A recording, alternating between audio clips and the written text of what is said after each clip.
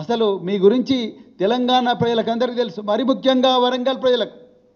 వరంగల్ ప్రజల్లో మీ కుటుంబం చేసిన అఘాయిత్యాల వల్ల ఎంతోమంది జీవితాలు నాశనమయ్యారు. మరి ముఖ్యంగా విద్యార్థుల జీవితాలు, హాస్టళ్ళల్లో, యూనివర్సిటీ హాస్టళ్ళల్లో ఇంకెంతోమంది మహిళలు, వాళ్ళందరి జీవితాలు కూడా మీ కుటుంబం చేసిన అఘాయిత్యం వల్ల నాశనమైన.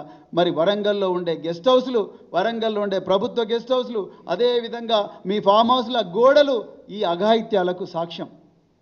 అందువల్లనే ఆ రోజు 2002లో ఇప్పుడున్న జమ్మూ అండ్ కాశ్మీర్ డీజీపీ నలిన్ ప్రభాత్ గారు మీ కుటుంబానికి వరంగల్లో హన్మకొండ చౌరస్తా దగ్గర బహిరంగంగా కౌన్సిలింగ్ ఇచ్చిండు.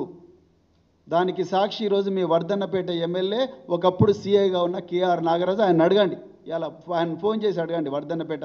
మీరు మా గురించి మాట్లాడతారు, మీరు నా గురించి, కేటీఆర్ గురించి మాట్లాడే అర్హత మీకున్నదా అసలు సురేఖ గారు? మీరు రోజు బీర్లు, బిర్యానీలు, రేవ్ పార్టీల గురించి వీడియోలు చేసే మీరు మా ఆకలితో అలమటిస్తున్నా, ప్రతిరోజు కూడా విషాహారం తిని తల్లడిల్లుతున్నా, విషాహారం తిని హాస్పిటల్ పాలైతే వైద్యం దొరకని దీనమైన స్థితిలో ఆర్తనాదాలు చేస్తున్న పిల్లలు బాధలు మీకు అర్థమవుతాయా సురేఖ గారు? ఒక మాతృమూర్తిగా మీరు మాట్లాడాల్సిన మాటలేనా ఇవి?